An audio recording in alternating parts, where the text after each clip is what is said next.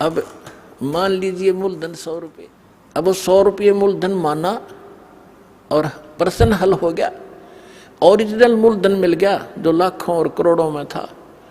तो इस दास को आप ये समझ लीजिए कि इस दास के स्थान पर परमात्मा होते कबीर साहब, जिसके लिए आप भटक रहे हो, जिसके लिए राजाओं ने राज त्याग दिया और उल्टे सुल्टे खड़े होकर के भगवान पाने के लिए तपस्याएं की, और वो यहाँ बैठे होते तो आप कैसा व्यवहार करते?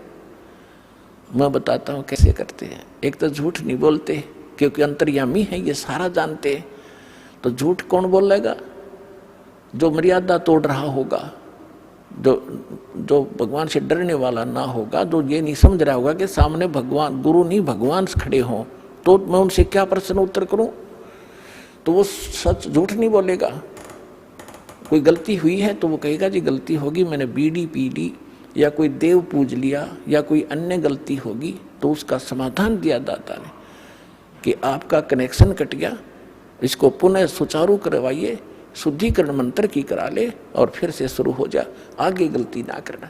तो ये थोड़ा सा ऑप्शन इसलिए दिया है, लिया है परमात्मा ने कि इस काल ने पूरे मानव को अज्ञान से भर रखा है, और एक परिवार में एक या दो ही परमात्मा का बच्चा प्रथम आता है, और वो कोई ना कोई ऐसी समस्या उसके आगे अड़ ही जाती है जिस कारण से संघर्ष करते करते भी गलती बन जाती है। तो फिर उसके लिए बताया जाता दोबारा उपदेश ले और आगे भगवान को याद करके और मर्यादाएं खंड नहीं करना, नहीं तो भक्ति नहीं चलेगी।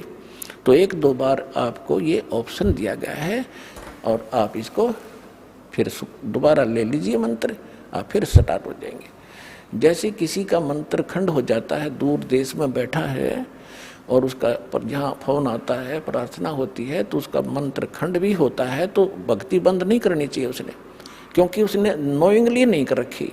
तो फिर उसका जो डिपॉजिट होगी भक्ति वो सुचारू कर दी जाएगी, वो उस ओरिजिनल अकाउंट में आपकी आ जाएगी। जैसे बैंक में कई बार पैसे डाल दिए जाते हैं, कोई नंबर अकाउंट का गलत हो जाता है, बाकी एड्रेस सही है, तो फिर जाकर उसको शुद्ध करा लिया जाता है और मूल अकाउंट में आ जाता है फिर वो।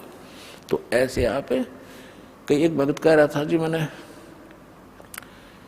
मेरे को ना किसी ने बारात में गया हुआ था और कैंपा कोला में बियर डाल दी, मेरा नाम खंड हो गया।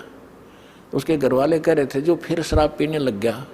फिर वो आया, जब उससे पूछा भाई ऐसी गलती क्यों करी, कहने लगा जी मेरे साथ ऐसे ऐसे धोखा हो गया। फिर मैंने सोचा टूटता गया ही पी ले छक्के कोई बात हुई है मूर्ख आदमी। अब जैसे किसी के पैर पे गलती से कोई पत्थर गिर गया और उंगली का चोट लाएगी तो सारे टांग ने तोड़ ले फिरते, टूटता गई है थोड़ी सी, है बिना अकल की बात तुम्हारी। तो उसको ऐसा नहीं करना चाहिए। वो खंड आपने किया नहीं, किसी कारण से हो गया तो वो खंड भी नहीं होता ऐसे। अगर किसी ने आपके साथ धोखा किया है तो आपका नाम खंडित नहीं हुआ। फिर भी शंका बनी है तो सुचारू करवा लीजिए, वो कोई दिक्कत नहीं।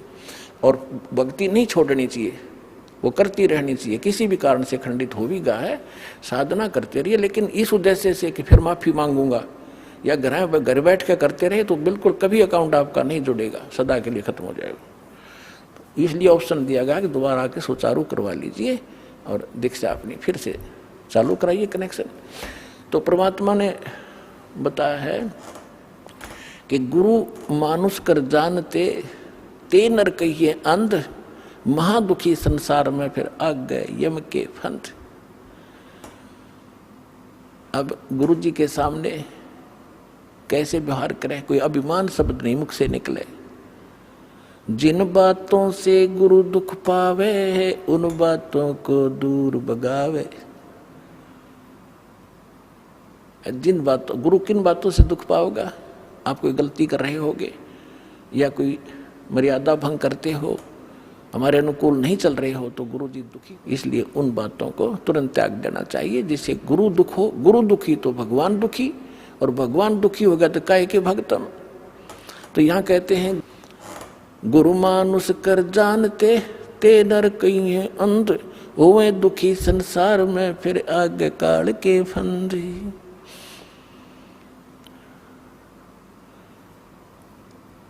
गुरु को पुरुष कर जाने और पूरे गुरु की सेवा ठाने। तो जो प्रसंग चल रहा है कि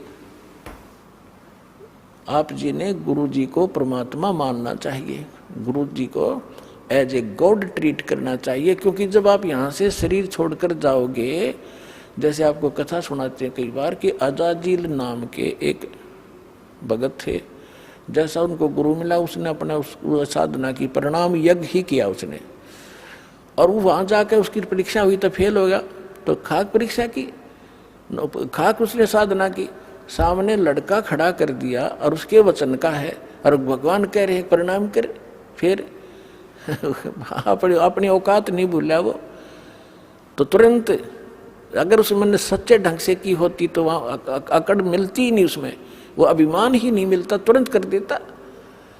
अपने बालक को, अपने बच्चे को हम कंधे बैठाते हैं, अपने बेटा बेटी को सिर पर बैठा लेते हैं, ऐसे कंधे बैठा कर उसके दोनों पैर पकड़ लेते, तो वहाँ क्या दिक्कत थी उस मूर्ख को? बिना ज्ञान के ऐसे मार खाता इंसान। तो पुण्यात्मा, जब आप यहाँ से शरीर छोड़कर चलोगे, ठीक आपकी साधना जो कर रखी है वो जैसे मूल कमल से चलोगे, और मूल कमल से चल के फिर आपका जो सब, क्योंकि मूल कमल फिर स्वाद चक्र, नाभि चक्र, हृदय कमल, कंठ कमल, फिर त्रिकुटी पर पहुंचोगे। तो यहाँ तक तो आपका अकाउंट क्लियर मिलेगा, लेकिन त्रिकुटी पर जाके वहां आपकी परीक्षा होगी, दास के रूप में परमात्मा मिलेंगे, और जैसा आपका यहाँ व्यवहार है, विचार है, जैसी श्रद्धा है, जैसा दोष या निर्दोष आप अपने गुरु को मानते हो, तो वहाँ भी आपके जो के तो मिलेंगे। तो वहाँ आपके कहने की जरूरत ना पड़े, वहाँ तो आपके मस्तिष्क पर लिखा हुआ एक, जैसे ये टीवी पर चलता है ना, मोबाइल पर, तो वहाँ प्ले हो जाएगा अपने आप, और वह कहते वहाँ का फिर वापस हुआ, फिर कभी नहीं वापस जा पाएगा। तो पुण्यात्माओं, जो काम करो तो ढंग से करो, जिस मार्ग पर लगते हो सफलता तभी मिलेगी। तो गुरु जी को यहाँ आपने एज ए गॉड ट्रीट